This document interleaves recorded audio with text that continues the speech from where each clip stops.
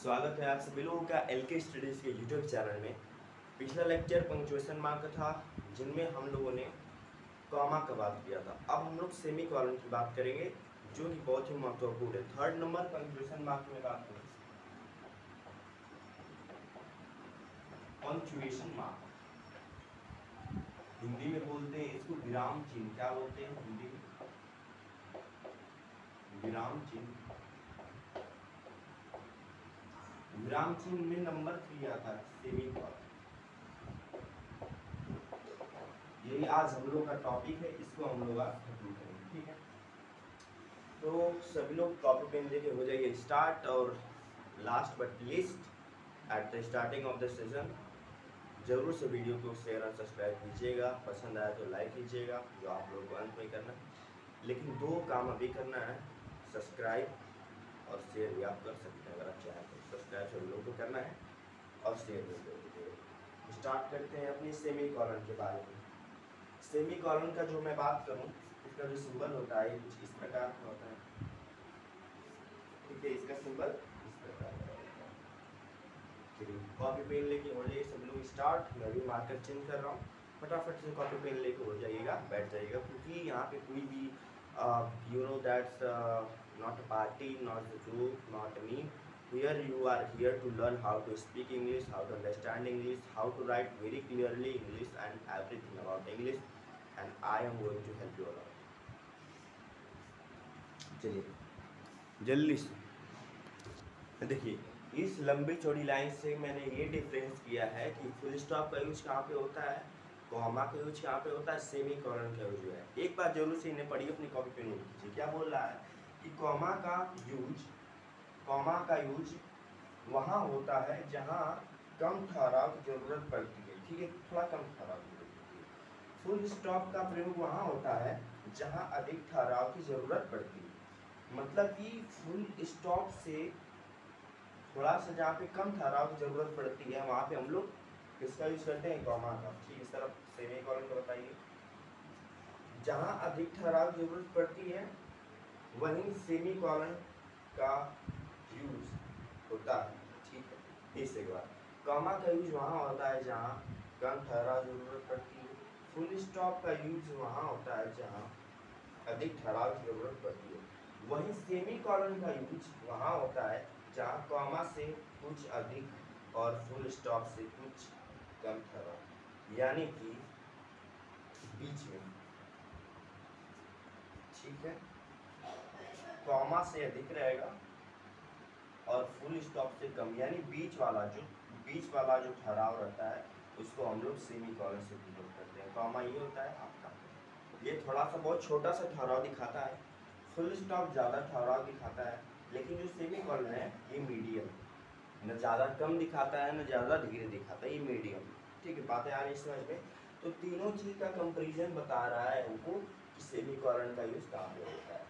Comma से अधिक होता है और फुल स्टॉप से कम होता है, ठीक है। आ रही बातें जल्दी से कॉपी कर लीजिए, अगर आई बातें समझ में तो जल्दी से कॉपी कर लीजिए। फिर बढ़ते हैं अपने नेक्स्ट यूज़ के ऊपर कि नेक्स्ट हम लोग सेमी कॉलन का यूज़ कहाँ पे करते हैं।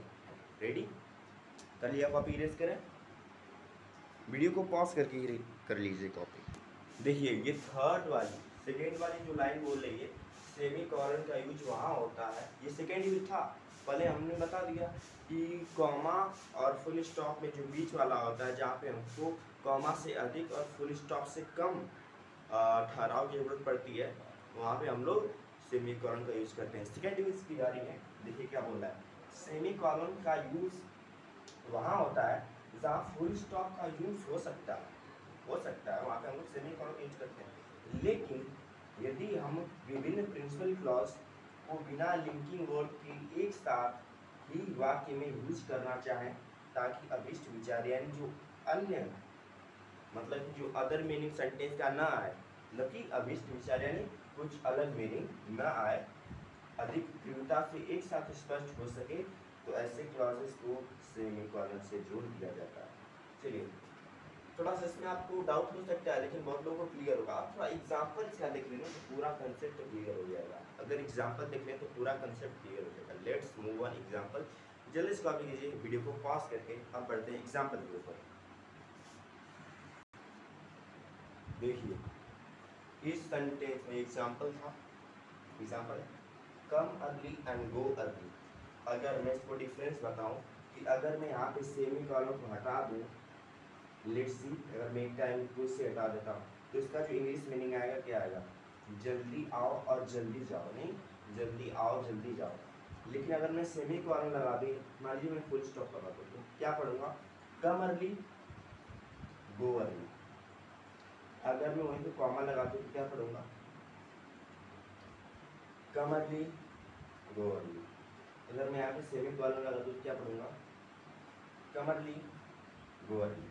मतलब कि कॉमा से मैं ज़्यादा देर तक पॉज ले रहा हूँ और फुल स्टॉप से और ज़्यादा देर तक पॉज ले रहा हूँ, लेकिन सेमी कॉलन में जो मिडल वाला मैं पॉज ले रहा हूँ, मतलब कम दूरी कम समय तक पॉज ले रहा हूँ।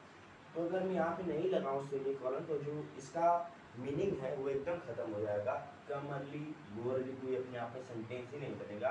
तो वही तरह ए क्लॉज जी क्लॉज दोनों क्लॉज के बीच में जो सेंटेंस का मीनिंग बनाने के लिए यहाँ पे हम लोग यूज़ किए हैं, ठीक है। कम अर्ली जल्दी आओ और जल्दी जाओ। तो यहाँ पे फुल स्टॉप हम लोग लगाएंगे तो ज़्यादा देर तक पॉज हो जाएगा। अगर कॉमा लगाएं तो कुछ देर तक पॉज होगा, लेकिन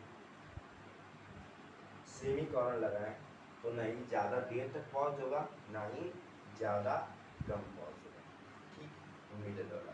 second example, honesty is the best policy. ठीक है sir, honesty is the best policy, आपने ईडीएम जो कुछ भी बोल दिया। It inspire us with greater confidence. क्या हिंदी में बोलूँ, honesty is the best policy, honesty best policy ये हमें ग्रेटर मतलब महानतम कॉन्फिडेंस के लिए इंस्पायर करती है। मतलब कोई भी हम लोग ऑनेस्ट वाला काम करते हैं तो हमको कॉन्फिडेंस रहती है कि और ऐसे ही काम करो, और वैसे ही कर। जैसे कि मैंने यहाँ पे सेशन ले रहा हूँ तो मेरे को कॉन्फिडेंस आएगा, मैं डेली सेशन लूँगा, ठीक है, डेली वीडियोस अपलोड करूँगा आप लोग के लिए, डेली पोस्ट पे क्वेश्चन अपलोड करूँगा, तो कॉन्फिडेंस आता है जब आप ऑनेस्टी से काम करते हैं। तो यही सेंटेंस का मीनिंग है, ठीक है। चलिए अब हम लोग का सर सेमी कॉलन भी हो गया ख़त्म। अब हम लोग पढ़ेंगे फोर्थ नंबर के ऊपर, दैट इज कॉलन। बहुत ही अच्छी तरीके से पढ़ेंगे। जब इस टॉपिक लिए example, let's see on colon. Fourth जो सेमी कॉलन खत्म हो गया, फोर्थ नंबर पे जो आता है वो कॉलन आता है। कॉलन का यूज बहुत ही सिंपल है, मैं बता दूं। कॉलन का यूज वहाँ पे होता है जहाँ पे कुछ एग्जाम्पल्स दिखाने हो, जहाँ पे लिस्ट ऑफ थिंग्स दिखाने हो, मतलब चीज़ों की सूची दिखानी हो। मतलब कि जैसे मैं कहूँ कि you will have to bring samosa, you will have to bring sauce, you will have to bring cold drink and फला फला फला, यानी you will have to bring samosa, cold drink and chowmein.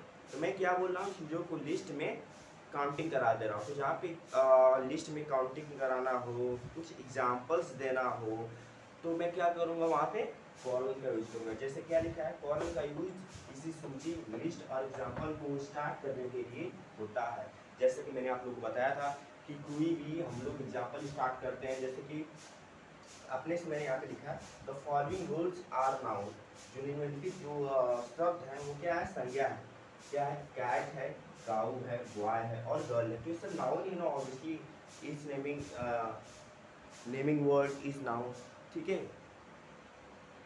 कोई भी जो नाम हो वो क्या कहलाता है, नाउन कहलाता है। सेकंड एग्जांपल है आई वांट द फॉलोइंग। मुझे ये सब जो नीचे इमेज चाहिए, क्या चाहिए सर, बुक चाहिए, पेन चाहिए एंड नोटबुक चाहिए। सर यहाँ पे जो लिस्ट वाली चीज़ें हैं, यहाँ पे क्या बोला है, ये मोस्ट इंपॉर्टेंट है। लिस्ट और एग्जाम्पल्स को कहाँ पे शो करना हो तो उसको हम लोग सेमी कॉलन का यूज़ करके हम लोग शो कर सकते हैं। ये था इसका फर्स्ट यूज़।